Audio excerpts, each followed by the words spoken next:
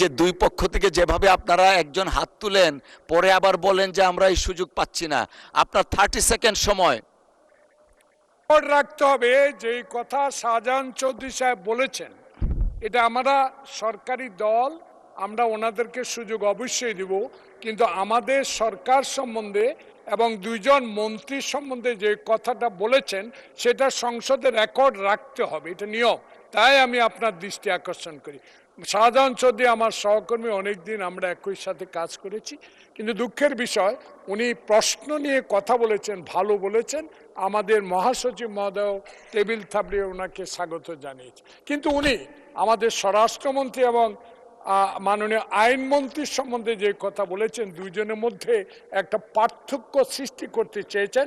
বাংলাদেশ জাতীয়তাবাদী দল এমন দলের নেতৃত্বে, এমন নেতার আদর্শে গঠিত, সেই দলে কোনো বিভাজন নাই, এবং যাদেরকে এখানে মন্ত্রিত্বে দেওয়া হয়েছে তারা অত্যন্ত যোগ্য ব্যক্তি, এদের মধ্যে কোনো বিভাজন নাই। তাই এটা রেকর্ড থাকা দরকার। আপনাকে ধন্যবাদ। ধন্যবাদ, ধন্যবাদ।